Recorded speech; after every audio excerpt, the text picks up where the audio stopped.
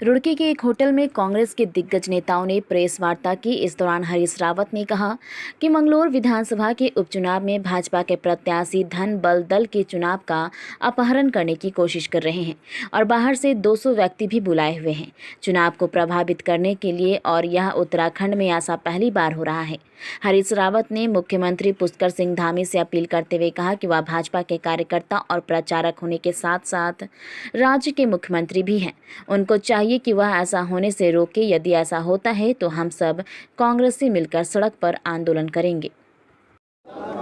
यहाँ हम लोग बद्रीनाथ में भी गए थे, वहाँ भी, और यहाँ जिस तरीके से एक उम्मीदवार विशेष के लोग धनबल से, बाहुबल से और सत्ता को अपना गुलाम बनाकर या प्रशासन को अपना पिट्ठू बनाकर दुरुपयोग कर रहे हैं और जनमत का अपहरण करने की कोशिश कर रहे हैं।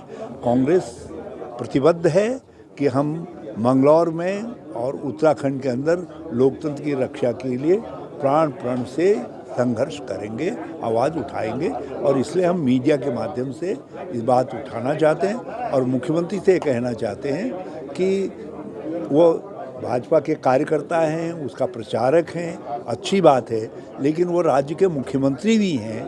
तो इसलिए राज्य के अंदर एक बहुत खतरनाक शुरुआत कि सत्ता बल, बाहुबल, धन बल से चुनाव का अपहरण करने की कोशिश हो रही है, उसको रोकें।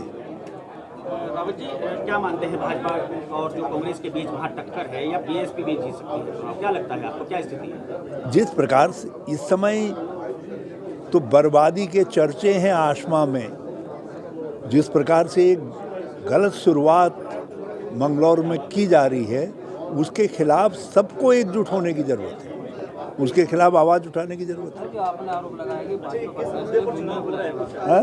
मंगलौर विधानसभा से अगर कांग्रेस के विधायक जीतते हैं तो क्या करेंगे, ऐसा कोई भी स्टेटमेंट नहीं आया।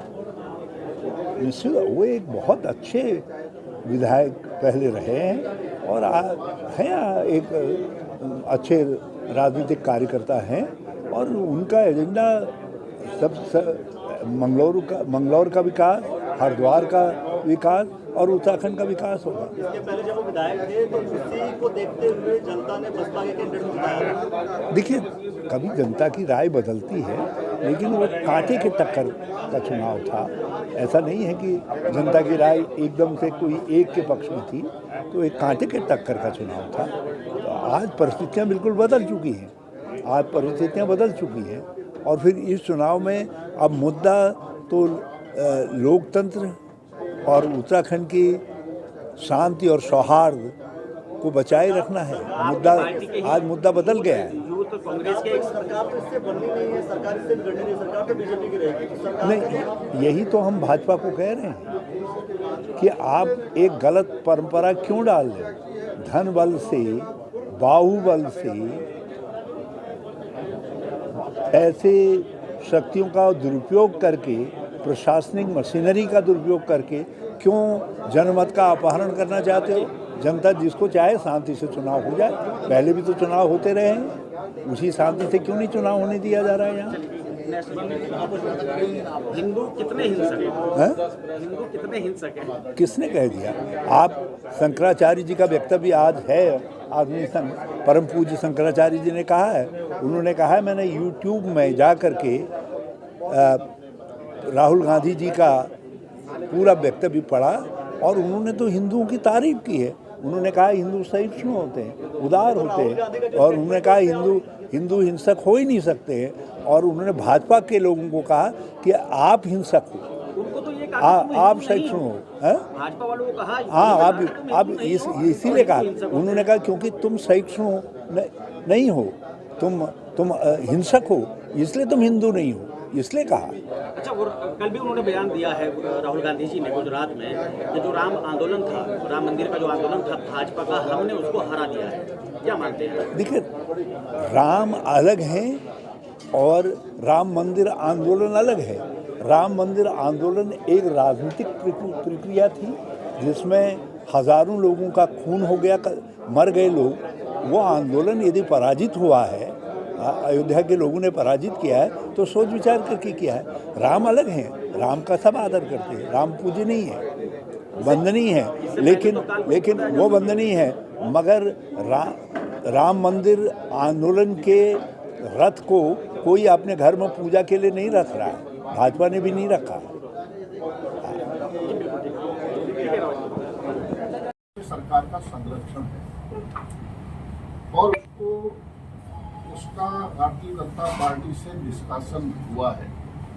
इस बात को स्वीकार कर रही है कि भारतीय जनता पार्टी की ये संलिप्त था। अगर वो संलिप्त नहीं था तो उसको पार्टी से निष्कासित क्यों किया गया?